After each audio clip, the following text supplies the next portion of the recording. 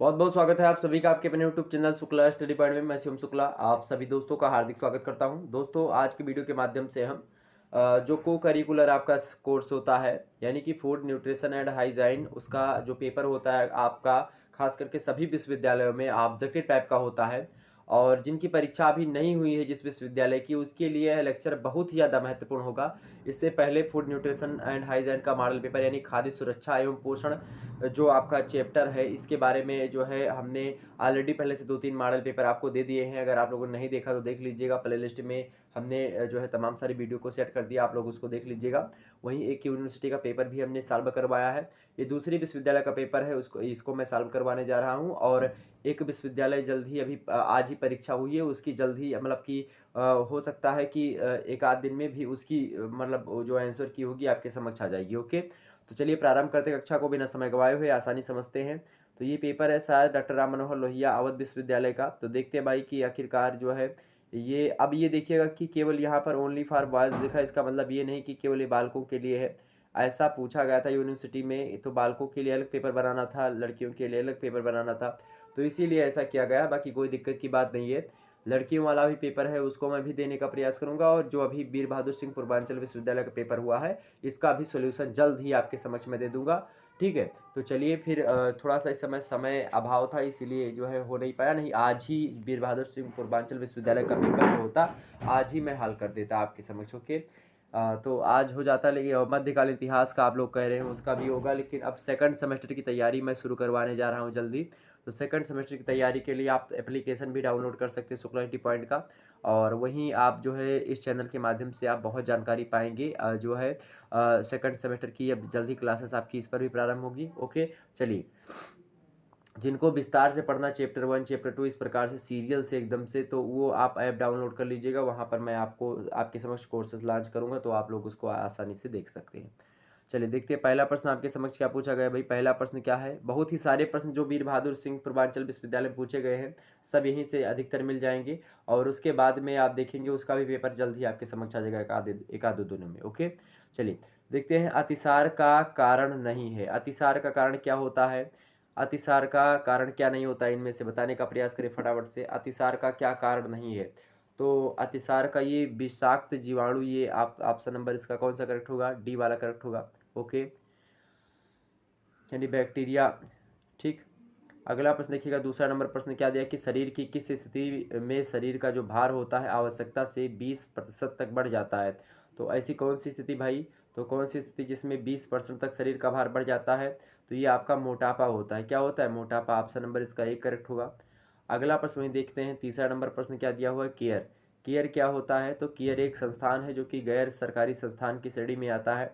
ठीक है, तो ऑप्शन नंबर इसका क्या होगा, ए वाला करेक्ट आंसर होगा। ओके, अंग्रेजी वालों देखते चलिएगा, अंग्रेजी में थोड़ा मुझे कम आती तो इसलिए हिंदी में ज़्यादा जो है कंफर्ट फील होता है, तो हिंदी में मैं पढ़ूंगा। आप लोग अंग्रेजी वाली देखते रहिएगा। बीए बीएससी बीकॉम सभी के लिए इंपॉर्टेंट है और सभी विश्वविद्यालयों में ऐसे प्रश्न ही आते हैं, जनरली बात है, तो इसमें आपको चिंता करने की आवश्यकता नहीं है। 2023 का मॉडल पेपर के तौर पर इसको भी पढ़ सकते हैं जो छात्र हैं 23 में आने वाले हैं। दूध में पौष्टिक तत्व नहीं पाया जाता, दूध में कौन सा पौष्टिक तत्व नहीं पाया जाता भाई, तो प्रोटीन बिल्कुल पाया जाता है, कैल्शियम भी है, विटामिन ए भी पाया जाता है दूध में, विटामिन सी जो है ये नहीं पाया जाता। ऑप्शन नंबर इसका डी करेक्ट होगा। अगला प्रश्न देखिएगा, पांचवा नंबर प्रश्न क्या दिया हुआ है, बड़ी तेजी से हम बढ़ेंगे। पांचवा नंबर प्रश्न क्या दिया हुआ है कि माता के दूध में पाया जाता है। माता के दूध में क्या पाया जाता है भाई, पांचवे करेक्ट आंसर क्या होगा, माता के दूध में क्या पाया जाता है, तो वसा भी मिलती है यानी फैट मिलता है, और कोलेस्ट्रॉल भी मिलता है, और मिनरल्स भी है यानी खनिज मिलते हैं, और विटामिन भी मिलते हैं। तो यानी कि ये सब मिलते हैं माता के दूध में, हमने बार बार इसको बताया था मॉडल पेपर में। ऑप्शन नंबर इसका डी करेक्ट होगा।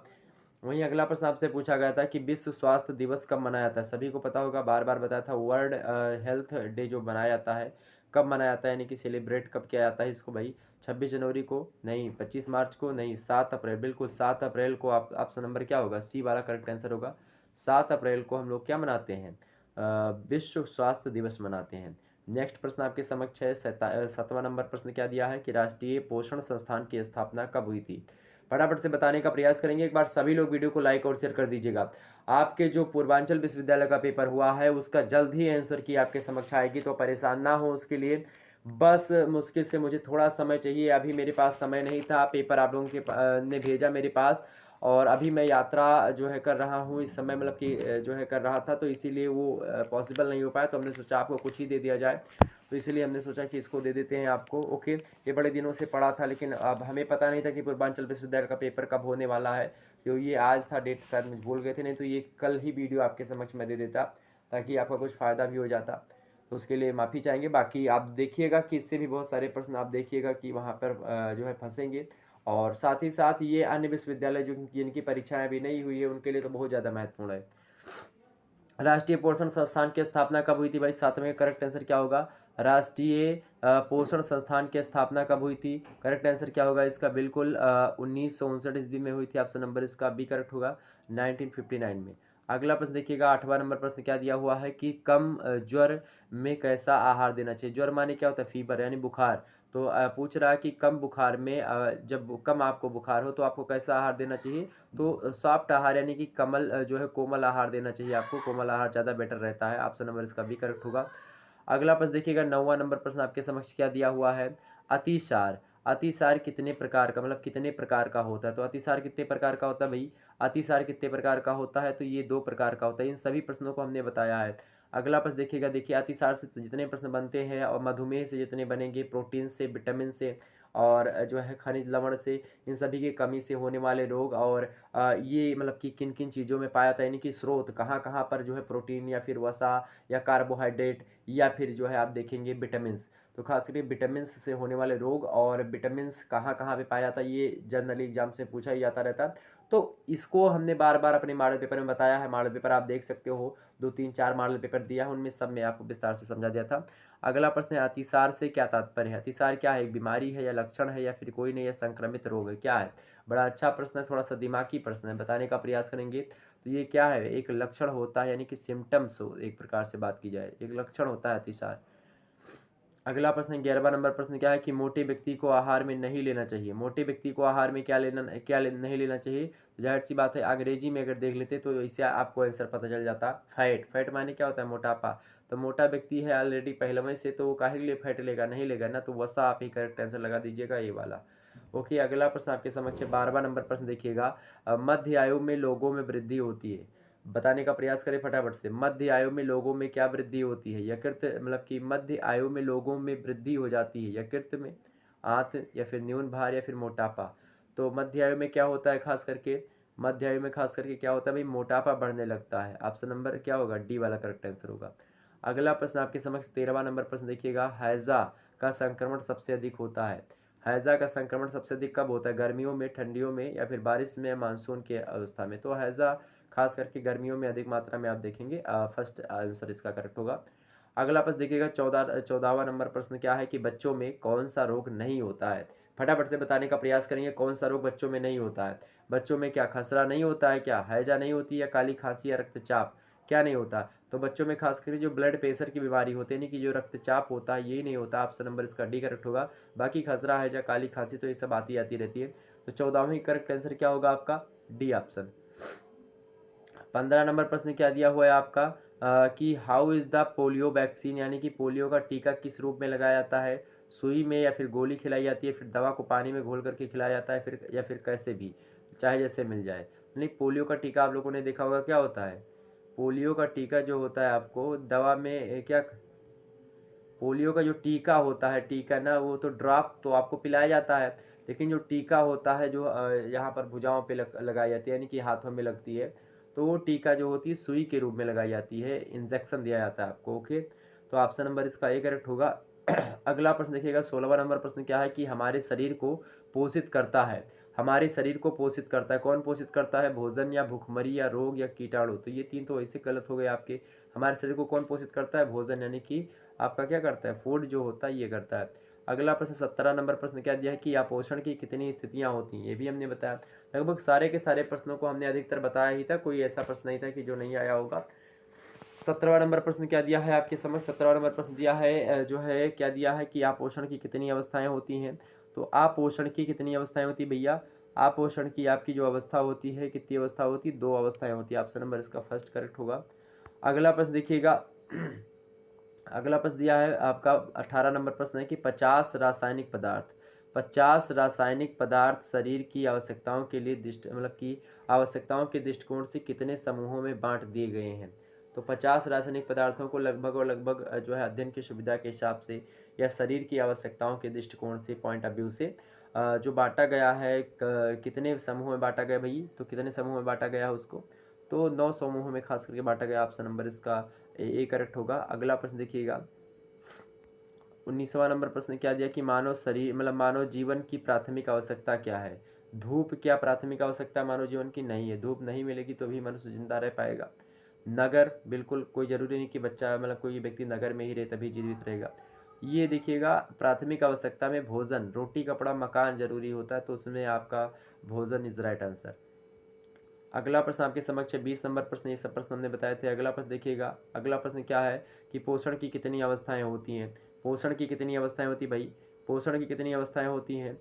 20 में करेक्ट आंसर क्या होगा, तो पोषण की कितनी अवस्थाएं होती हैं, 4 अवस्थाएं होती हैं। ऑप्शन नंबर इसका सी करेक्ट होगा। ओके, कितनी अवस्थाएं होती है पोषण की, 4 अवस्थाएं होती हैं पोषण की। ओके, आगे बढ़ते हैं। अगला प्रश्न 21 नंबर प्रश्न देखिएगा कि निम्न में से अपर्याप्त पोषण की कितनी स्थितियां होती हैं। निम्नलिखित में से अपर्याप्त पोषण की कितनी स्थितियां होती हैं, तो बताने का प्रयास करें सभी लोग। 2, 3, 4 या 5 क्या होती हैं। 21 नंबर का करेक्ट आंसर क्या होगा, तो 21 नंबर का करेक्ट आंसर क्या होगा, बिल्कुल ऑप्शन ए वाला, यानी कि 2 स्थितियां। ओके, अगला प्रश्न आप क्या लगा सकते हैं। अगला प्रश्न दिया है 22 नंबर, देखेंगे कि जब पोषण, प्रश्न क्या दिया हुआ है 22 नंबर, कि जब पोषण शरीर की आवश्यकता के अनुसार गुण एवं मात्रा में अपूर्ण होता है तो वह स्थिति क्या कहलाती है। तो उस स्थिति को हम क्या कहते हैं, तो 22 नंबर का करेक्ट आंसर क्या होगा आपका, बी, यानी कुपोषण कहा जाता है। जब पोषण शरीर की आवश्यकता के अनुसार गुण एवं मात्रा में अपूर्ण होता है, कम होता है, तो उसको हम क्या कहते हैं, कुपोषण कहते हैं। ओके, ऑप्शन नंबर इसका बी करेक्ट होगा। इन सभी की परिभाषा हमने बताई भी थी। अगला प्रश्न देखिएगा, वहीं पर 23 नंबर दिया है कि भोजन के शारीरिक कार्यों को कितने भागों में विभक्त किया गया है। भोजन के शारीरिक कार्यों को कितने भागों में विभक्त किया गया है। 23 नंबर का करेक्ट आंसर क्या होगा भाई, 23 नंबर का करेक्ट आंसर क्या होगा, सी, 3 भागों में। ओके, शारीरिक कार्यों के हिसाब से कितने भागों में, 3 भागों में। नेक्स्ट प्रश्न आपके समक्ष है 24 नंबर, मरासमस जो रोग होता है, यानी कि जो मरासमस डिसीज होती है, वो होती है किससे, वसा की कमी से होती है, प्रोटीन की कमी से होती है, फिर प्रोटीन की अधिकता से होती है, या वसा की अधिकता से होती है। तो ये भी प्रश्न हमने बताया था, जाहिर सी बात है। 24 का करेक्ट आंसर क्या होगा, बिल्कुल प्रोटीन की कमी से जो होता है रोग, कौन सा होता है, मरासमस रोग होता है। ओके, मरासमस, प्रोटीन की कमी से। ऑप्शन नंबर इसका बी करेक्ट होगा। आगे देखिएगा 25 नंबर प्रश्न क्या दिया हुआ है। 25 नंबर प्रश्न आपके समक्ष है कि त्वचा झुर्रियाँ युक्त एवं उसका रंग पीला होना लक्षण प्रदर्शित करता है। त्वचा झुर्रियाँ, कि त्वचाओं में झुर्रियाँ पड़ जाती हैं, कि चमड़े थोड़े से ढीले ढीले पड़ जाएंगे, आपका रंग पीला पीला थोड़ा सा दिखाई पड़ने लगेगा। तो ये लक्षण किसका प्रदर्शित करता है, कुपोषण का, अल्पोषण का, गरिष्ठ भोजन का, किसका करता है भाई। तो 25 का करेक्ट आंसर क्या होगा, 25 का ए, यानी कुपोषण की स्थिति में ऐसा होने लगता है। ओके, ऑप्शन नंबर इसका ए करेक्ट होगा। अगला प्रश्न देखिएगा 26 नंबर प्रश्न क्या दिया हुआ है आपके समक्ष। फटाफट से एक बार वीडियो को लाइक और शेयर करते रहिएगा सभी दोस्तों के पास। अगला प्रश्न है भारत में, और आपको बता दूं वीर बहादुर सिंह पूर्वांचल विश्वविद्यालय का अभी जल्द ही आपके समक्ष जो है आपके समक्ष पेपर सॉल्व करवाया जाएगा, तो आप उसके लिए परेशान ना हो।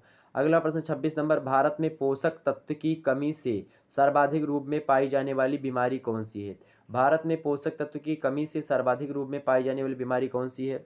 26 का करेक्ट आंसर क्या होगा, ए ऑप्शन, ऊर्जा, प्रोटीन, कुपोषण। ओके, अगला देखते हैं 27 नंबर प्रश्न क्या दिया हुआ है कि ऐसा आहार जिसमें भोजन के सभी आवश्यक घटक सही अनुपात में शामिल होते हैं उसे क्या कहा जाता है। तो उसे क्या कहा जाता है भाई, उसे संतुलित आहार कहा जाता है, यानी कि option B is right answer, संतुलित आहार कहा जाता है। अगला प्रश्न 28 नंबर प्रश्न दिया है कि कुपोषण तथा और डॉट डॉट डॉट में गहरा संबंध होता है। कुपोषण और किस में गहरा संबंध होता है, कर्मठता में या सुंदरता में, प्रसन्नता में नहीं, चिंता में। कुपोषण और चिंता में गहरा संबंध होता है, क्योंकि कुपोषण से जो स्थितियां उत्पन्न होती हैं मनुष्य के शरीर में, वही स्थितियां चिंता से भी उत्पन्न होती हैं। ओके, अगला प्रश्न आपके समक्ष है 29 नंबर की, प्रोटीन की कमी से होने वाला रोग कौन सा है। प्रोटीन की कमी से कौन सा रोग होता है भाई, तो देखिएगा घेंघा जो होता है आयोडीन की कमी से होता है, रतौंधी विटामिन ए की कमी से होता है, बेरी बेरी विटामिन बी की कमी से होता है। बच्चा आपका कौन सा, चर्म रोग। तो चर्म रोग खास करके जो है लगभग बात की है तो प्रोटीन कमी से हो सकता है, तो इसका ऑप्शन तो यही होना चाहिए। ठीक है। स्किन डिसीजेज जो होते हैं ये लगभग प्रोटीन की कमी से हो सकते हैं आपके, तो ऑप्शन नंबर इसका क्या करेक्ट होगा, जो है सी इज़ राइट आंसर। ओके, बाकी तो सारे के सारे तो हो ही गई, इनसे होते हैं। अगला प्रश्न देखिएगा तो वही बचता है। अगला प्रश्न देखिएगा 30वां नंबर प्रश्न क्या दिया है कि प्रोटीन प्राप्ति के साधन है। प्रोटीन प्राप्ति के साधन कौन कौन से हैं? तो भाई सोयाबीन, मूंगफली, सेम सभी से प्रोटीन खूब अधिक मात्रा में मिलते हैं। ऑप्शन नंबर इसका डी करेक्ट होगा। अगला प्रश्न देखिएगा 31 नंबर प्रश्न क्या दिया हुआ है कि प्रोटीन नाम सर्वप्रथम किस वैज्ञानिक द्वारा दिया गया था? तो किसने दिया था भाई? प्रोटीन नाम किसने दिया था? सबसे पहले किसने दिया था? तो ये देने वाले विद्वान है कौन? मुल्डर महोदय। ऑप्शन नंबर इसका ए करेक्ट होगा। अगला प्रश्न देखिएगा 32 नंबर प्रश्न आपके समझ दिया हुआ है। 32 नंबर प्रश्न क्या दिया हुआ है कि प्रोटीन में लगभग कितने प्रकार के अमीनो एसिड पाए जाते हैं? प्रोटीन में लगभग कितने प्रकार के अमीनो एसिड पाए जाते हैं? 32 का करेक्ट आंसर क्या होगा भाई? 32 का करेक्ट आंसर क्या होगा? सी ऑप्शन, यानी 8 प्रकार के पाए जाते हैं। ओके, सी यानी 8। 32 का क्या होगा? 32 का 8 प्रकार। अगला प्रश्न देखेंगे 33 नंबर प्रश्न क्या दिया हुआ है आपका कि निम्न में से प्रोटीन प्राप्ति का उत्तम साधन है। निम्न में से प्रोटीन प्राप्ति का उत्तम साधन क्या है भाई? निम्न में से प्रोटीन प्राप्ति का उत्तम साधन क्या है? 33 का करेक्ट आंसर क्या होगा? तो मांस, मछली, अंडा सभी प्रोटीन प्राप्ति के अच्छे साधन है। ऑप्शन नंबर क्या होगा? डी, उपर्युक्त सभी। अगला प्रश्न देखिएगा 34 नंबर प्रश्न दिया हुआ है। सभी विश्वविद्यालयों के लिए बहुत ही महत्वपूर्ण लेक्चर है। सभी विश्वविद्यालयों के लिए ऐसे ही प्रश्न आते हैं, तो आप लोग परेशान ना होइएगा। ओके, अगला प्रश्न वसा के उपयोग के लिए बहुत ज़रूरी है। वसा के उपयोग के लिए बहुत ज़रूरी क्या है भाई? वसा यानी कि फैट के लिए। तो फैट के लिए सबसे ज़्यादा ज़रूरी क्या है? प्रोटीन, कार्बोज, जल या विटामिन? क्या है? 34 का करेक्ट आंसर क्या होगा? फटाफट से बताने का प्रयास करेंगे। तो बिल्कुल कार्बोज की आवश्यकता होती है। ओके, कार्बोज की आवश्यकता होती है। ऑप्शन नंबर इसका भी करेक्ट होगा। अगला प्रश्न देखिएगा आप 35 नंबर करेक्ट है कि एक जटिल कार्बोज है। एक जटिल कार्बोज कौन सा है भाई? तो सेलुलोज जो होता है एक जटिल कार्बोज होता है। ऑप्शन नंबर इसका ए करेक्ट होगा। अगला प्रश्न देखिएगा 36 नंबर प्रश्न दिया हुआ है कि कार्बोहाइड्रेट के कुल कितने प्रकार हैं? कार्बोहाइड्रेट के कुल कितने प्रकार हैं भाई? 36 का करेक्ट आंसर क्या होगा? तो 3 प्रकार होते हैं कार्बोहाइड्रेट के। कितने प्रकार होते हैं कुल मिलाकर के? 3 प्रकार होते हैं। ओके, 36 का क्या होगा? बी करेक्ट होगा। 3 प्रकार होते हैं कार्बोहाइड्रेट के। अगला प्रश्न 37 नंबर प्रश्न देखिएगा। 37 नंबर प्रश्न क्या दिया हुआ है आपका? जो है पैक्टीन पाया जाता है। पैक्टीन किस में पाया जाता है भाई? पैक्टीन किस में पाया जाता है? 37 का करेक्ट आंसर क्या होगा आपका? तो पैक्टीन जो होता है ये खास करके पके हुए फलों में पाया जाता है। ओके, ऑप्शन नंबर इसका क्या होगा? डी करेक्ट होगा। अगला प्रश्न देखिएगा 38 नंबर प्रश्न दिया है ग्लूकोज है। ग्लूकोज क्या है? मोनोसेकेराइड, डाइसेकेराइड, पॉलीसेकेराइड, ये सभी। तो ग्लूकोज क्या है भाई? ग्लूकोज क्या है? तो ग्लूकोज क्या है? 38 का करेक्ट आंसर क्या होगा? फटाफट से बताने का प्रयास करेंगे। क्या होगा? बिल्कुल ग्लूकोज जो है मोनोसेकेराइड है। ऑप्शन नंबर इसका ए करेक्ट होगा। अगला प्रश्न देखिएगा 39 नंबर प्रश्न क्या है? 39 नंबर प्रश्न क्या है कि डायबिटीज़ रोग होता है। डायबिटीज़ रोग किसके कारण से होता है? इंसुलिन की कमी से, कार्बोज की अधिकता से, कार्बोज की कमी से, किससे होता है? डायबिटीज़ जो रोग होता है किससे होता है भाई? डायबिटीज़ जो रोग होता है ये इंसुलिन की कमी से होता है। ऑप्शन नंबर इसका ए में दिया है, इंसुलिन की कमी से। 40 नंबर प्रश्न देखिएगा। 40 नंबर प्रश्न दिया है कि दालों में कितने प्रतिशत स्टार्च पाया जाता है? दालों में कितने प्रतिशत तक स्टार्च पाया जाता है? फटाफट से बताने का प्रयास करेंगे। दालों में कितने परसेंट तक स्टार्च पाया जाता है भाई? 40 का करेक्ट आंसर क्या होगा? 40 का लगभग 40% जो है पाया जाता है। ऑप्शन नंबर इसका बी में 40 दिया, करेक्ट आंसर होगा। अगला प्रश्न 41 नंबर दिया है कि सुक्रोज पर्याप्त मात्रा में कहाँ पाया जाता है? सुक्रोज 41 नंबर करेक्ट आंसर क्या होगा? तो सुक्रोज खास करके गन्ने में अधिक मात्रा में मिलेगा आपको। ऑप्शन नंबर इसका सी करेक्ट होगा। अगला प्रश्न देखिएगा 42 नंबर प्रश्न दिया हुआ है कि एक नवजात शिशु के द्वारा, एक नवजात द्वारा आसानी से पचने वाला मुख्य कार्बोहाइड्रेट कौन सा है? तो भाई कौन सा जल्दी पच जाएगा या फिर छोटा बच्चा भी पचा लेगा? 42 का करेक्ट आंसर क्या होगा? बिल्कुल ग्लूकोज जो होता है ये छोटे बच्चे भी पचा सकते हैं। आप देखते हैं छोटे छोटे बच्चे भी ग्लूकॉन-डी वगैरह पिया करते हैं, तो उसमें ग्लूकोज की मात्रा होती है। अगला प्रश्न देखिएगा 43 नंबर प्रश्न क्या हुआ है आपका कि वसा की मात्रा अधिक होती है। वसा की मात्रा अधिक होती है किसमें? मक्खन में, पनीर में, सोयाबीन में या फिर सभी में? तो वसा की मात्रा इन सभी में ज़्यादा ही होती है, बढ़िया होती है। ठीक है, ऑप्शन नंबर इसका डी करेक्ट होगा। सभी अच्छे स्रोत हैं। तो देखिएगा वसा, प्रोटीन, विटामिन, खनिज खनिज लवण, कार्बोहाइड्रेट, ये इनके इनसे इनके स्रोत और इनसे होने वाले रोग या फिर इनकी अधिकता से या इनकी कमी से, दोनों से रोग होते हैं। तो कैसे होते हैं, क्या होते हैं, इसको आपको जरूर पढ़ लेना है। अगला प्रश्न आपके समक्ष है 44 नंबर प्रश्न है कि 1 ग्राम वसा में कैलोरी ऊर्जा कितनी मिलती है? 1 ग्राम वसा में कैलोरी ऊर्जा मिलती है, कितनी कैलोरी ऊर्जा मिलती है भाई? तो 1 ग्राम वसा में लगभग 9 कैलोरी ऊर्जा मिलती है। बार बार हमने बताया था। ऑप्शन नंबर इसका डी देखिए आ चुका है प्रश्न। बहुत सारे प्रश्न है, बार बार मुझे बोलते हुए अच्छा नहीं लगता है, तो आप लोग उसको जानते ही हैं कि कितना आया कितना नहीं आया। 44 नंबर का करेक्ट आंसर क्या होगा? डी। ओके, 9। और देखिएगा जो यहाँ का पेपर हुआ है वीर बहादुर सिंह पूर्वांचल का, इसमें तो बहुत ज़्यादा प्रश्न फंसा होगा। तो आप लोग तो मौज किए होंगे, कोई दिक्कत की बात नहीं थी। मैं जल्द ही उस पेपर को सॉल्व करवा दूंगा। हमने देखा है ऊपर इस पेपर को देखा तो तुरंत लगा कि हाँ भाई सही है, ठीक ठाक है, कोई दिक्कत नहीं इसमें। तो जल्दी सॉल्व हो जाएगा आपका। अगला प्रश्न देखिएगा, 45 नंबर प्रश्न है कि एक वयस्क को वसा की अधिकता मतलब आवश्यकता होती है। एक वयस्क व्यक्ति जो होता है उसको वसा की कितनी आवश्यकता होती है भाई? तो उसको लगभग 20 ग्राम वसा की आवश्यकता तो होती है। ऑप्शन नंबर इसका फर्स्ट करेक्ट होगा। अगला प्रश्न देखिएगा, 46 नंबर प्रश्न क्या दिया हुआ है कि वसा की कमी से कौन सा रोग होता है? वसा की कमी से कौन सा रोग होता है? 46 का करेक्ट आंसर क्या होगा?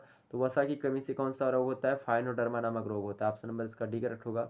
अगला प्रश्न देखिएगा, 47 नंबर प्रश्न क्या था कि मूंगफली में लगभग कितने प्रतिशत वसा होती है? मूंगफली में कितने प्रतिशत तक वसा होती है? 47 नंबर करेक्ट आंसर क्या होगा? लगभग 50% के आसपास होती है। ऑप्शन नंबर इसका सी करेक्ट होगा। अगला प्रश्न देखिएगा, 48 नंबर प्रश्न क्या दिया हुआ है? कार्बनिक यौगिक है। कार्बनिक यौगिक क्या है? कार्बनिक यौगिक है, वसा कार्बनिक यौगिक है या ऊर्जा है या कार्बोहाइड्रेट है या फिर जीव जंतु हैं?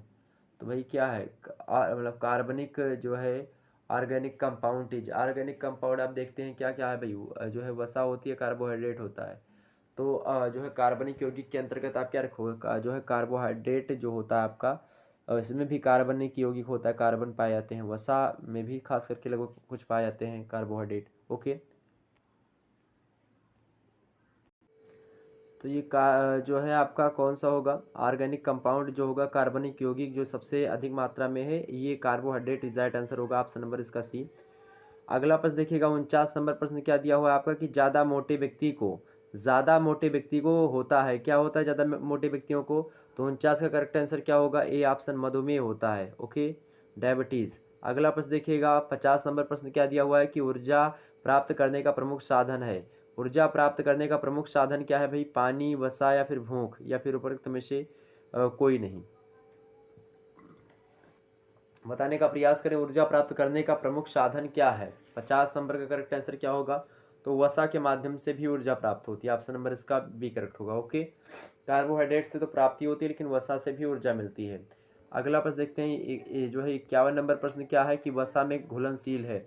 वसा में क्या घुलनशील है भाई? पानी या जो है कार्बन टेट्राक्लोराइड या फिर क्लोराइड, तो या फिर ईथर। तो वसा में लगभग ईथर जो होता है ये भी घुल जाता है। ओके, तो बिल्कुल आपका वसा में ईथर घुल जाएगा लगभग, मुझे जहाँ तक पता है। बाकी इसका देखिएगा आप लोग, बाकी ईथर ए ऑप्शन होना चाहिए इसका। अगला प्रश्न देखिएगा, अगर आप में से किसी को पता है तो कमेंट सेक्शन में इसको लिख दीजिएगा ताकि और बच्चों के लिए कोई दिक्कत ना हो। 52 नंबर प्रश्न है कि नायसिन की प्राप्ति का मुख्य साधन क्या है? नायसिन की प्राप्ति का मुख्य साधन है हरी मिर्च है या संतरा है, नींबू है या फिर सूखा पनीर है? 52 नंबर का करेक्ट आंसर क्या होगा? तो बिल्कुल 52 नंबर का करेक्ट आंसर क्या होगा? ए ऑप्शन, हरी मिर्च में जो होता है ये नाइसिन पाई जाती है। और नाइसिन है क्या? नाइसिन जो है विटामिन जो B3 होती है, बी कंपाउंड आपने सुना, बी कॉम्प्लेक्स वाला जो विटामिन होता है, उसमें विटामिन B3 एक होती है। तो विटामिन B3 का रासायनिक नाम है नाइसिन। ठीक है, तो ये हरी मिर्च में अधिक मात्रा में आप देखेंगे। अगला प्रश्न 53 नंबर प्रश्न देखिएगा, 53 नंबर प्रश्न विटामिन के की प्राप्ति का मुख्य स्रोत है। विटामिन के की प्राप्ति का मुख्य स्रोत क्या है भाई? विटामिन के की प्राप्ति का मुख्य स्रोत है क्या है? तो ये पालक में अधिकतर मात्रा में विटामिन के पाया जाता है। ऑप्शन नंबर इसका ए करेक्ट होगा। अगला प्रश्न देखिएगा, 54 नंबर प्रश्न क्या दिया हुआ है कि विटामिन B1 की कमी से होने वाला मनुष्य में रोग। विटामिन B1 की कमी से होने वाला मनुष्य में रोग कौन सा है? तो विटामिन B1 यानी कि जो विटामिन B1 होता है यानी कि विटामिन बी की कमी से।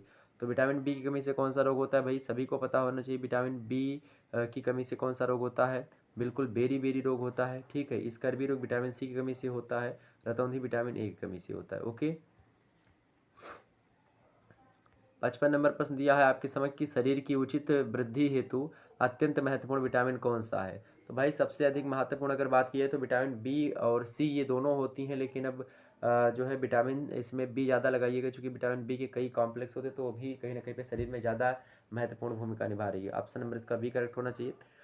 अगला प्रश्न देखिएगा, 56 नंबर प्रश्न दिया हुआ है आपकी समझ कि विटामिन के की खोज कब की गई थी? तो विटामिन के की खोज कब की गई थी भाई? तो 1943 में की गई थी। कब की गई थी? 1943 में, सी में दिया है।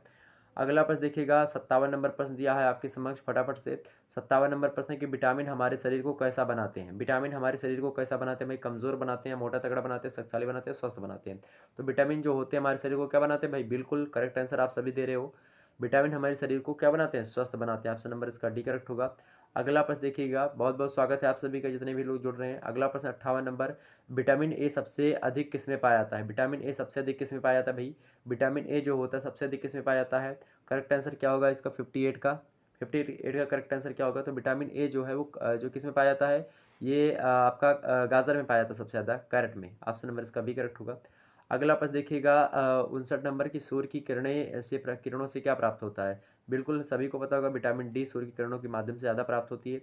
तो देखिएगा कुछ कोई अच्छे ऐसे प्रश्न आते हैं कि जो लगभग आप 30-35% तो कर ही लोगे, और अगर आप लोगों ने 33% से ऊपर कर लिया तो लगभग आप पास ही हो, उसमें कोई दिक्कत नहीं होती। कंपलसरी पेपर होता है और क्वालिफाइंग जो है इसमें मार्क्स लाना होता है आपको, तो कोई दिक्कत की बात नहीं होती इसमें। ओके, अगला प्रश्न आपके समझ में, सर्वाधिक विटामिन सी किस में पाया जाता है? सर्वाधिक विटामिन सी किस में पाया जाता है भाई? आंवले में, नींबू में, आम में, पपीता में, किस में पाया जाता है? सर्वाधिक जो विटामिन सी होता है वो सबसे अधिक मात्रा में किस में पाया जाता है?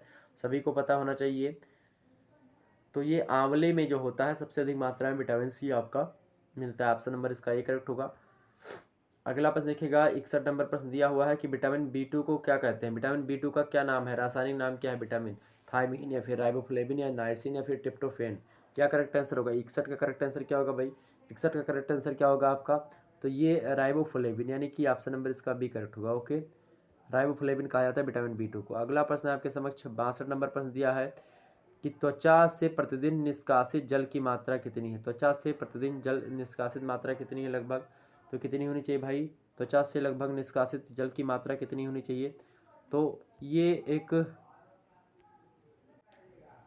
तो कहाँ पहुँचे थे भाई हम लोग कि त्वचा से प्रतिदिन निष्कासित जल की मात्रा कितनी है? तो इसमें देखिएगा कि त्वचा से लगभग और लगभग जो है 0.65 लीटर के आसपास, यानी कि अगर बात करें तो 800 ml के आसपास आपका आ जाएगा। तो 800 ml लगा दीजिएगा। ऑप्शन नंबर ए इसका सबसे मतलब करेक्ट आंसर जो होगा वो 800 ml होगा, यानी कि लगभग जो है 650 ml के आसपास या 700 ml के आसपास। तो आपका यही सबसे नज़दीकी पड़ता है, तो आप ए लगाइएगा। A is right answer. Okay, अगला प्रश्न है, क्योंकि इसमें क्या होता है कि शरीर में जब क्या होता है कि अलग अलग तरीके से अलग अलग समय में त्वचा से के माध्यम से जल बाहर निकलता है, क्योंकि त्वचा से यानी पसीने के रूप में हुआ। तो ये सब चीज़ें पूछी जा रही, तो अलग अलग तरीके हैं। ठंडियों में आपके देखेंगे त्वचा से कम जल निकलेगा, तो इस हिसाब से आप देखिएगा। ठीक, तो हालांकि ए ऑप्शन उसका राइट आंसर होना चाहिए मेरे हिसाब से। बाकी यूनिवर्सिटी क्या करती है उस पर यूनिवर्सिटी डिपेंड करती है, हालांकि यूनिवर्सिटी को वही मानना चाहिए। 63 नंबर प्रश्न है कि जब शरीर के ताप क्रम को, मतलब कि जल जो होता है शरीर के तापक्रम को क्या करता है? नियंत्रण क्या करता है? शरीर के तापमान को बिल्कुल नियंत्रित करता है। बार बार हमने समझा था इसको। अगला प्रश्न देखिएगा, अगला प्रश्न क्या है? 64 नंबर प्रश्न देखिएगा आप सभी लोग। 64 नंबर प्रश्न क्या दिया हुआ है? 64 नंबर प्रश्न आपका दिया हुआ कि शरीर में कितना जल कम हो जाने से मृत्यु हो सकती है? 64 नंबर का करेक्ट आंसर क्या होगा? फटाफट से बताने का प्रयास करेंगे। 64 नंबर का करेक्ट आंसर क्या होगा भाई? 64 नंबर का करेक्ट आंसर क्या होगा? शरीर में कितना जल कम हो जाने से क्या हो जाती है? मृत्यु हो सकती है। 64 नंबर का करेक्ट आंसर क्या होगा? तो इसका करेक्ट आंसर क्या होगा? अगर 20% जल की आपके अंदर घटोतरी भी हो जाती तो आपकी मृत्यु हो जाएगी। ऑप्शन नंबर इसका ये करेक्ट होगा। अगला प्रश्न देखिएगा 65 नंबर प्रश्न क्या है कि हमारे शरीर में जल का प्रतिशत कितना है? तो हमारे शरीर में लगभग जल का परसेंट अगर बात की जाए, जल का प्रतिशत तो लगभग 60 से 70% के आसपास पाया जाएगा। ओके, 60 से 70%, यानी कि 3 हिस्से, कहते हैं ना कि 3 हिस्सा पानी है बाकी सब, तो लगभग ये होता है। लेकिन आप जो है करेक्ट आंसर में ये देखिएगा बी और डी में थोड़ा सा कन्फ्यूज़न होगा, बाकी आप डी लगाइएगा। इस राइट आंसर डी वाला ज़्यादा करेक्ट होगा। ठीक, वैसे आपका बी भी हो सकता है, ऐसी बात नहीं कि बी नहीं हो सकता है, डिबेट हो सकती है इसमें, इन दोनों प्रश्नों में। ठीक, तो जो भी होगा आप देखिएगा उसको, बाकी तो मेरे हिसाब से डी होना चाहिए। अगला प्रश्न है 66 नंबर, मनुष्य को प्रतिदिन कितना पानी पीना चाहिए? मनुष्य को प्रतिदिन लगभग कितना पानी पीना चाहिए भाई? तो 66 नंबर का करेक्ट आंसर क्या होगा? मनुष्य को लगभग और लगभग एक दिन में अगर 5 लीटर पानी अगर वो पीता है तो ठीक है, कोई दिक्कत की बात नहीं है। वैसे अधिकतम वो और भी पी सकता है, उसमें कोई दिक्कत नहीं, 7 लीटर तक पी सकता है। अगला प्रश्न है वो डिपेंड करता है मनुष्य के ऊपर। अगला प्रश्न है जल का क्या कार्य है? शरीर का निर्माण, तापमान को नियंत्रण, स्नेहक के रूप में। बिल्कुल सी ऑप्शन नंबर इसका क्या होगा? डी, जल का यही सारे कार्य होते हैं। अगला प्रश्न देखिएगा 72 नंबर प्रश्न आपके समझ दिया हो कि बच्चों में हीमोग्लोबिन का स्तर होता है। बच्चों में हीमोग्लोबिन का स्तर कितना होता है भाई? कितना होता है बच्चों में हीमोग्लोबिन का स्तर? 72 का करेक्ट आंसर क्या होगा? 72 का करेक्ट आंसर क्या होगा भाई? फटाफट से बताने का प्रयास करेंगे। 71 नंबर नहीं बताया क्या आपको? 67, 68, 69, 70 ये नहीं दिखाया क्या? ये क्वेश्चन पेपर में एक 67, 1 मिनट रुकिएगा। तो चलिए भाई, वो मिल नहीं रहा है मुझे वो पेज। ठीक है, चलिए वो पेज मिल नहीं रहा, शायद वो उसको जो है बच्चे ने नहीं भेजा था तो इसलिए हो नहीं पाया। तो उसके लिए माफ़ी चाहेंगे। बाकी 5 प्रश्न ही से ज़्यादा 4 प्रश्न होंगे लगभग। आपका जो है हमने कहाँ तक दिखा दिया था आपको, हमने 67 तक दिखा दिया, 68 होगा आपका, 68, 69 और 70 और उसके बाद में 71। तो ये प्रश्न आपके रह चुके हैं। अब कोई मेरे पास अगर भेज देगा तो मैं उसको कर दूंगा, बाकी कोई दिक्कत की बात नहीं हो, उतना से कोई बच्चों में हीमोग्लोबिन का स्तर होता है, बच्चों में हीमोग्लोबिन का स्तर क्या होता है भाई, तो बच्चों में जो हीमोग्लोबिन का स्तर होता है कितना होता है, 12 से 14 ग्राम के आसपास। ऑप्शन नंबर इसका डी करेक्ट होगा। अगला प्रश्न 73 नंबर प्रश्न क्या दिया हुआ, कैल्शियम का प्रमुख स्रोत क्या है, कैल्शियम का प्रमुख स्रोत क्या है भाई, 73 नंबर करेक्ट आंसर होगा। कैल्शियम का प्रमुख स्रोत क्या है, दूध, बिल्कुल मिल्क। ऑप्शन नंबर इसका क्या होगा, ए ऑप्शन। अगला प्रश्न देखिएगा, अगला प्रश्न देखिएगा भाई, सोडियम प्राप्ति का अच्छा स्रोत कौन सा, सोडियम प्राप्ति का अच्छा स्रोत है क्या, गुड़, गन्ना, नमक, हल्दी। सोडियम प्राप्ति का सबसे अच्छा स्रोत कौन सा होगा आपका, नमक। ऑप्शन नंबर क्या होगा, सी करेक्ट आंसर होगा। अगला प्रश्न देखिएगा 75 नंबर प्रश्न है, घोंघा किस तत्व के अभाव में होता है, तो किसके अभाव में, आयोडीन की कमी से घेंघा नामक रोग होता है। अगला प्रश्न देखिएगा आपके समक्ष 76 नंबर प्रश्न है कि एनीमिया के कितने प्रकार देखने को मिलते हैं, एनीमिया जो रोग होता है इसके कितने प्रकार देखने को मिलती है भाई, तो 76 का करेक्ट आंसर क्या होगा, 2 प्रकार के रोग होते हैं एनीमिया। ऑप्शन नंबर इसका ए करेक्ट होगा। अगला प्रश्न है खनिज तत्व नहीं है, प्रश्न क्या होगा भाई फटाफट से, सॉरी प्रश्न क्या होगा आपका कि खनिज तत्व नहीं है, खनिज तत्व क्या नहीं भाई, फटाफट से बताने का प्रयास करें, खनिज तत्व नहीं है, खनिज तत्व नहीं। 77 नंबर करेक्ट आंसर क्या होगा, तो ऑप्शन नंबर इसका क्या होगा, सी जो होगा, एक कैलोरी जो होता है खनिज तत्व नहीं है, कैल्शियम, आयरन, आयोडीन ये सब क्या होते हैं, खनिज तत्व होते हैं, मिनरल्स होते हैं, जबकि कैलोरी जो होती है ऊर्जा मापन की इकाई होती है। अगला प्रश्न देखते हैं आपका 78 नंबर प्रश्न है कि आयरन प्रचुर मात्रा में पाया जाता है कहाँ पर, नींबू में, संतरा में, आंवला में, यकृत में। तो आयरन जो होता है खास करके कहाँ पर पाया जाता है भाई, तो ये यकृत यानी कि लीवर में पाया जाता है। ऑप्शन नंबर इसका डी करेक्ट होगा। 79 नंबर प्रश्न देखिएगा, दांतों के निर्माण में सर्वाधिक सहायक कौन सा होता है, तो कैल्शियम होता है। ऑप्शन नंबर इसका बी करेक्ट होगा। अगला प्रश्न देखिएगा 80 नंबर प्रश्न आपके समक्ष कि रक्त के जमने से कौन सा खनिज तत्व मतलब कि एक प्रकार से सहायता करता है, मतलब कि सहायता, यहाँ पर देखिएगा सा लिखा हुआ है, वही हम सोचे इधर ही लिखा हुआ है। चलिए, तो क्या प्रश्न है कि रक्त के जमने में कौन सा खनिज तत्व सहायता प्रदान करता है, आयोडीन, कैल्शियम, जिंक या लोहा। तो रक्त के जमने में यानी कि जो रक्त का थक्का बनता है उसमें कौन सा विटामिन मतलब कि कौन सा तत्व जो है, खनिज तत्व जो होता है, कौन सा मिनरल्स क्या करता है, मदद करता है, यानी सहायता प्रदान करता है। तो 80 का करेक्ट आंसर क्या होगा आपका, बिल्कुल आपका कैल्शियम ही है। ऑप्शन नंबर इसका क्या होगा, बी करेक्ट आंसर होगा। अगला प्रश्न देखिएगा 81 नंबर प्रश्न दिया हुआ है कि शरीर को ऊर्जा देने वाला भोज्य पदार्थ कौन सा है, कार्बोहाइड्रेट, प्रोटीन, खनिज लवण या फिर वसा। तो शरीर को ऊर्जा देने वाला भोज्य पदार्थ कौन सा भाई, तो शरीर को ऊर्जा प्रदान करता है कौन सा, कार्बोहाइड्रेट। ऑप्शन नंबर इसका क्या होगा, ए वाला करेक्ट आंसर होगा। अगला प्रश्न है 82 नंबर, मनुष्य में क्रोमोसोम की संख्या कितनी होती है, तो मनुष्य में क्रोमोसोम की संख्या कितनी होती है, 23 जोड़े जो है क्रोमोसोम होते हैं मनुष्य के शरीर में। तो मनुष्य में क्रोमोसोम की संख्या कितनी होती है, 23 जोड़े। ऑप्शन नंबर इसका भी करेक्ट होगा बिल्कुल। अगला प्रश्न 83 नंबर प्रश्न देखिएगा, 83 नंबर प्रश्न वंशानुक्रम का नियम दिया गया है, वंशानुक्रम का नियम दिया गया है। 83 का करेक्ट आंसर क्या होगा, किसके द्वारा, मेंडल के द्वारा दिया गया। ऑप्शन नंबर इसका ए करेक्ट होगा। अगला प्रश्न आपके समक्ष दिया हुआ है 84 नंबर प्रश्न की संपूर्ण गर्भकालीन अवस्था लगभग कितने दिन की होती है, संपूर्ण गर्भकालीन अवस्था लगभग कितने दिन की होती है, कितने दिन की होती है भाई, तो 84 का करेक्ट आंसर क्या होगा आपका, 280 दिन की होती है गर्भकालीन अवस्था। ऑप्शन नंबर इसका सी करेक्ट होगा। अगला प्रश्न देखिएगा आपका 85 नंबर है कि किस विकास की, मतलब कि किस विकास की गति गर्भकालीन अवस्था में तीव्र होती है। तो गर्भकालीन अवस्था में किसकी विकास की गति तीव्र होती है, शारीरिक, मानसिक या सामाजिक या संवेगात्मक। तो किसकी होती है, शारीरिक विकास की गति तीव्र होती है। ऑप्शन नंबर इसका ये करेक्ट होता है। अगला प्रश्न देखिएगा 86 नंबर प्रश्न आपके समक्ष है, गर्भावस्था में शारीरिक भार तेजी से किस अवधि में बढ़ता है। तो किस अवधि में बढ़ता है भाई बच्चों का, 86 करेक्ट आंसर। गर्भावस्था में शारीरिक भार जो होता है तेजी से किस अवधि में बढ़ता है, तेजी से किस अवधि में बढ़ता है, 86 नंबर करेक्ट आंसर क्या होगा, तो तीसरे माह में। ऑप्शन नंबर इसका क्या होगा, सी वाला करेक्ट आंसर होगा। अगला प्रश्न देखिएगा 87 नंबर प्रश्न दिया हुआ है, 87 नंबर प्रश्न क्या दिया हुआ है, फटाफट से देखने का प्रयास करें। 87 नंबर दिया है कि अंडाणु परिपक्व होता है, अंडाणु कितने दिनों में परिपक्व होता है भाई, तो 87 का करेक्ट आंसर क्या होगा, ये सी ऑप्शन करेक्ट होगा, 28 दिनों में। ओके, क्या होगा, सी 28 दिनों में। ओके, अगला प्रश्न देखिएगा 88 नंबर प्रश्न दिया हुआ है, नवजात अवस्था है, नवजात अवस्था क्या है भाई, नवजात अवस्था क्या होती है, नवजात अवस्था क्या होती है, तो चंचलता। नवजात अवस्था है असमायोजन की या फिर आत्मनिर्भरता की, परिपक्वता की, चंचलता की। तो जो नवजात अवस्था होती है, नवजात अवस्था में चंचलता नहीं होगी, नवजात अवस्था में चंचलता नहीं, बाल्यावस्था तक आते आते आप देखेंगे शैशवावस्था में बच्चों की क्या होती है, शैशवावस्था में आपकी बच्चे की क्या अवस्था होती है, चंचलता होती है, परिपक्वता भी नहीं होती, आत्मनिर्भर भी नहीं होता है, असमायोजन यानी एडजस्टमेंट की यानी कि असमायोजन की स्थिति होती है नवजात की ठीक है, वो किसी तरीके से क्या करता है, समायोजन करने का प्रयास करता है, लेकिन उतना ज़्यादा हो नहीं पाता, तो असमायोजन की स्थिति सी बनी रहती है नवजात की अवस्था में। ठीक है, चंचलता कब होता, चंचलता तब होता जब जो है थोड़ा सा और बड़ा हो जाए। नवजात माने क्या होता है, बहुत ज़्यादा छोटा बच्चा, तो उसको चंचल थोड़ी ना होता है, वो थोड़ा सा और बड़ा होगा तभी जो है बच्चा चंचल होगा। ठीक, तो आप ऑप्शन नंबर इसका ए करेक्ट होगा। अगला प्रश्न देखिएगा, 89 नंबर प्रश्न है कि जन्म के, थोड़ा सा जुकाम है इसलिए माफ़ी चाहेंगे आप लोगों से।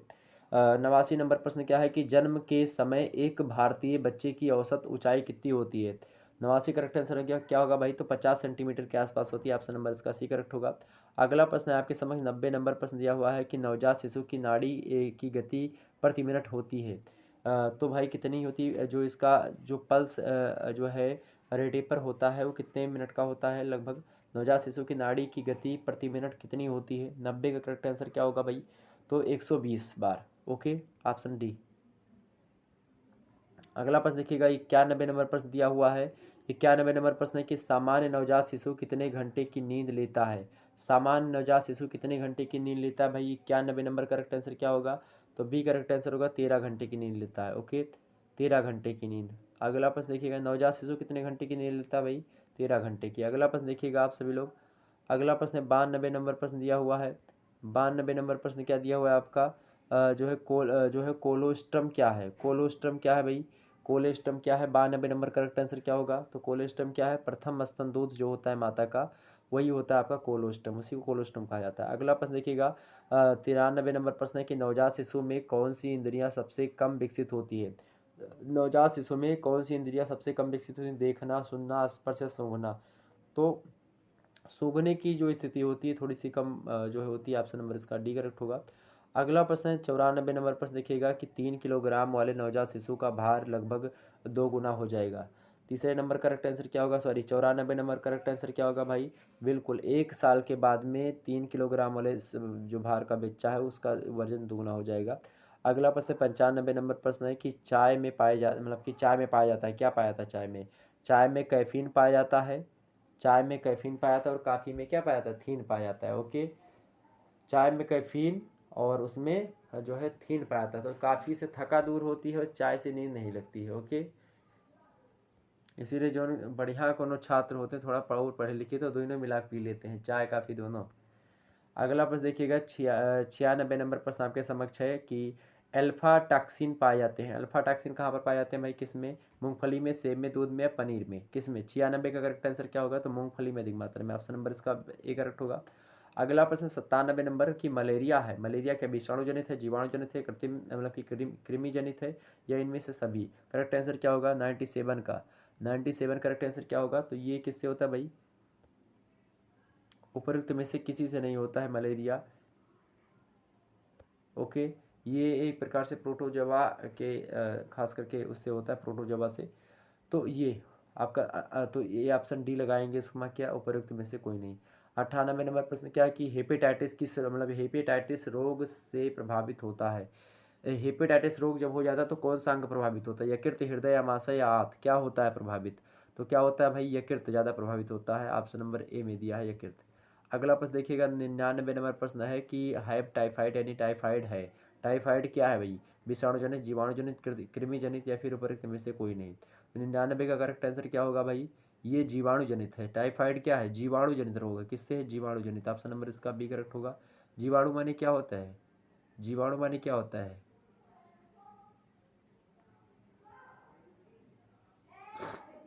विषाणु वायरस होता है, जीवाणु आपकी बैक्टीरिया क्या शायद होती है। ठीक है, इसको जर्म बोर्न भी कहा जाता है, यहाँ पर देखिएगा बी में लिखा हुआ है, इसको अंग्रेजी में ये कहते हैं।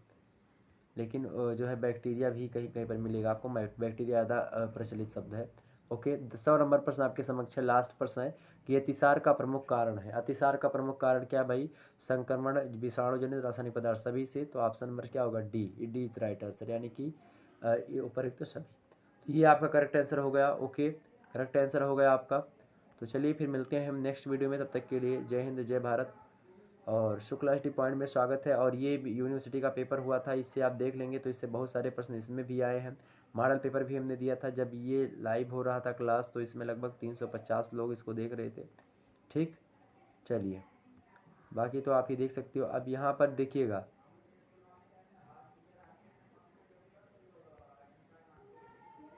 देखिए जो आपको बताता हूँ कि प्लेलिस्ट कैसे मिलती है। प्लेलिस्ट देखिएगा, यहाँ पर देखिए प्लेलिस्ट आपको, जैसे कि यूट्यूब पर आप गए तो यहाँ पर होम पेज पहुँचेंगे। पहले होम पेज आएगा तो होम पेज पे कुछ ऐसा दिखाई पड़ेगा जिस प्रकार से दिख रहा है। उसके अंदर वीडियोज़ में जाएंगे तो जो वीडियो अपलोड की जाती रहती नई नई वो यहाँ पर आपको दिखाई पड़ेंगी।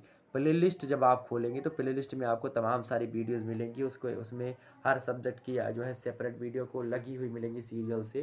तो ये देखिएगा, ओके। तो ये प्लेलिस्ट होती है आपकी। ये इसी प्लेलिस्ट में आपको वीडियो अगर ढूंढना होगा ज़्यादा तो नहीं मिल रही, तो यहाँ पर आप देख सकते हो उसको, ठीक है। तो फिर मिलते हैं नेक्स्ट वीडियो में, तब तक के लिए जय हिंद जय भारत। आप सभी का बहुत बहुत धन्यवाद हमारे से जुड़ने के लिए।